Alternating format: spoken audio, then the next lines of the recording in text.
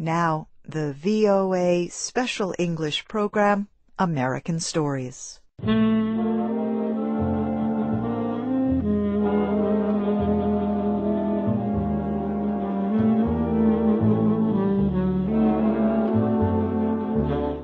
Our story today is called The Last Leaf. It was written by O. Henry. Here is Barbara Klein with the story.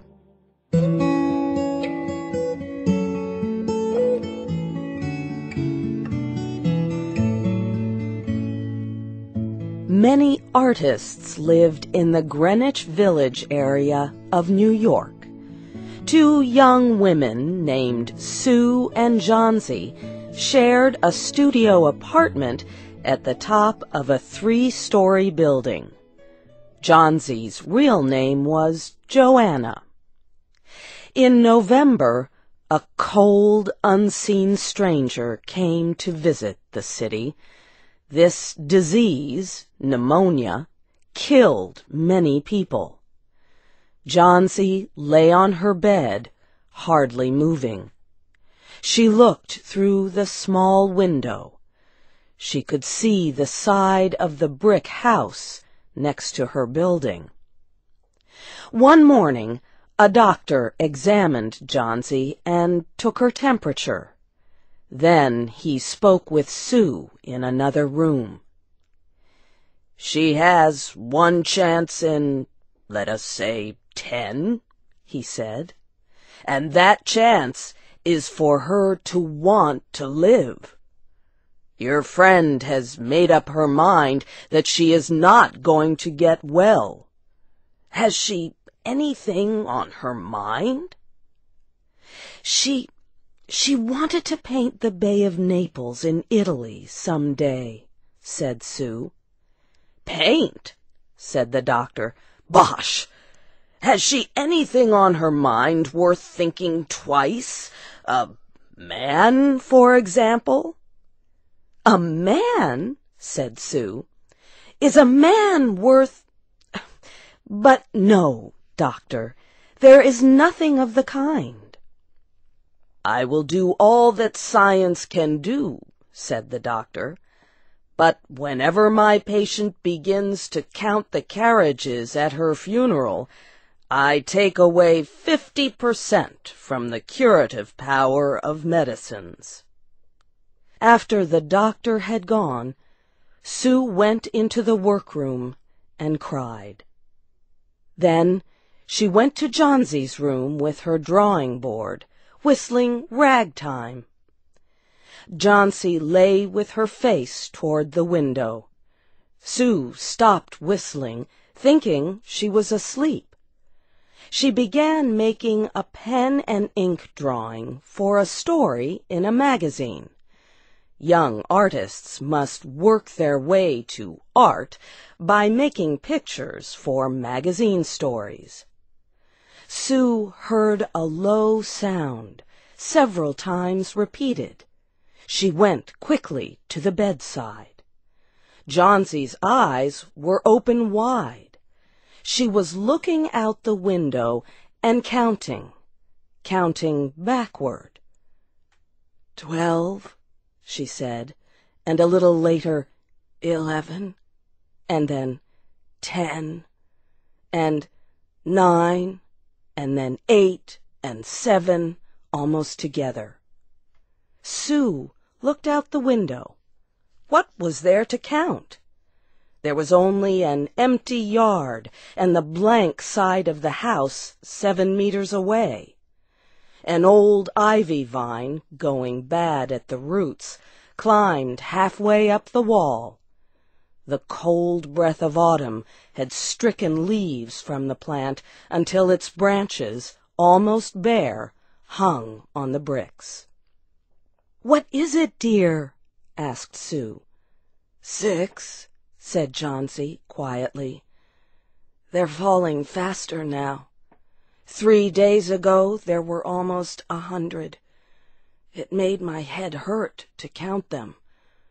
But now it's easy. There goes another one.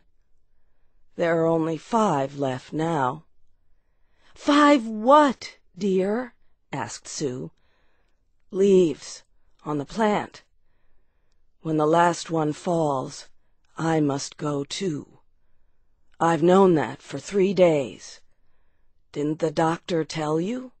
Oh, I never heard of such a thing, said Sue. What have old ivy leaves to do with your getting well? And you used to love that vine. Don't be silly. Why, the doctor told me this morning that your chances for getting well real soon were, let's see exactly what he said. He said the chances were 10 to 1. Try to eat some soup now, and let me go back to my drawing so I can sell it to the magazine and buy food and wine for us. You needn't get any more wine, said Johnsy, keeping her eyes fixed out the window. There goes another one.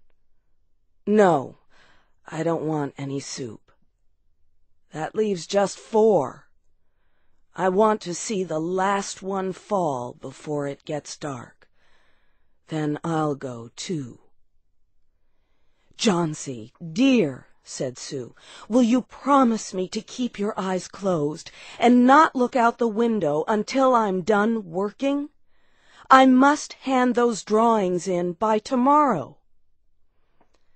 Tell me as soon as you have finished, said Johnsy, closing her eyes and lying white and still as a fallen statue. I want to see the last one fall. I'm tired of waiting. I'm tired of thinking. I want to turn loose my hold on everything and go sailing down, down, just like one of those poor, tired leaves. Try to sleep, said Sue. I must call Mr. Behrman up to be my model for my drawing of an old miner. Don't try to move until I come back. Old Behrman was a painter who lived on the ground floor of the apartment building.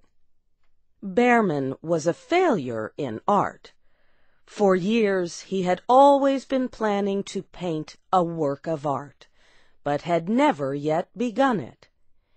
He earned a little money by serving as a model to artists who could not pay for a professional model. He was a fierce little old man who protected the 2 young women in the studio apartment above him. Sue found Behrman in his room. In one area was a black canvas that had been waiting 25 years for the first line of paint. Sue told him about Johnsy and how she feared that her friend would float away like a leaf. Old Behrman was angered at such an idea. Are there people in the world with the foolishness to die because leaves drop off a vine? Why do you let that silly business come in her brain? She is very sick and weak, said Sue, and the disease has left her mind full of strange ideas. This is not any place in which one so good as Miss Johnsy shall lie sick, yelled Behrman. Some day I will paint a masterpiece, and we shall all go away. Johnsy was sleeping when they went upstairs. Sue pulled the shade down to cover the window. She and Behrman went into the other room. They looked out a window fearfully at the ivy vine. Then they looked at each other without speaking. A cold rain was falling, mixed with snow. Behrman sat and posed as the miner. The next morning, Sue awoke after an hour's sleep. She found Johnsy with wide-open eyes staring at the covered window. "Pull up the shade. I want to see," she ordered quietly. Sue obeyed. After the beating rain and fierce wind that blew through the night, there yet stood against the wall one ivy leaf. It was the last one on the vine. It was still dark green at the center, but its edges were colored with the yellow. It hung bravely from the branch about 7 meters above the ground. "It is the last one," said Jauncey. "I thought it would surely fall during the night. I heard the wind. It will fall today, and I shall die at the same time." "Dear, dear," said Sue, leaning her worn face toward the bed, "think of me if you won't think of yourself. What would I do?" But Jauncey did not answer.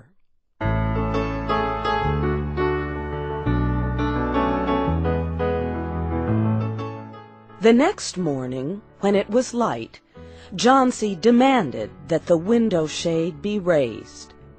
The ivy leaf was still there. Jauncey lay for a long time looking at it. And then she called to Sue, who was preparing chicken soup. "I've been a bad girl," said Jauncey. "Something has made that last leaf stay there to show me how bad I was. It is wrong to want to die. You may bring me a little soup now." An hour later she said, "Some day I hope to paint the Bay of Naples."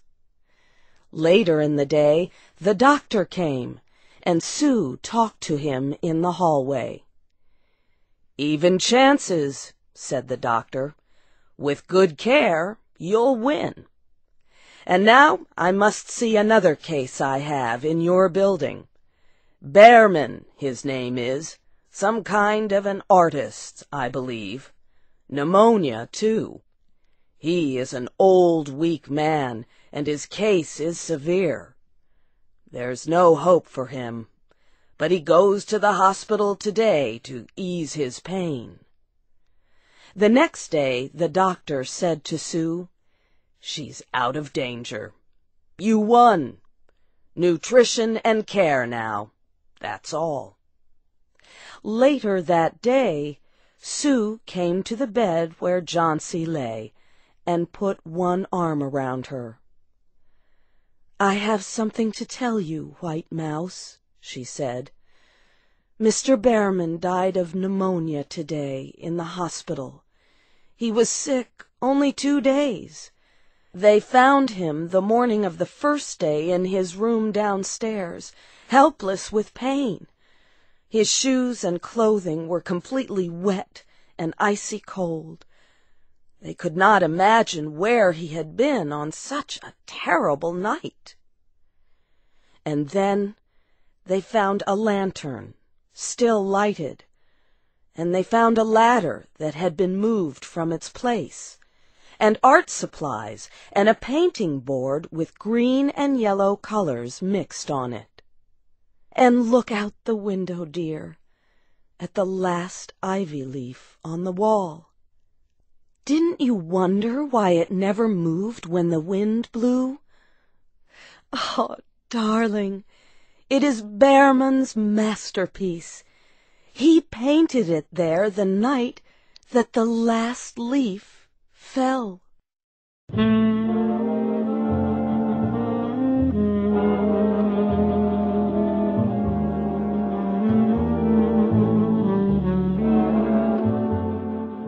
You have heard the story The Last Leaf by O. Henry.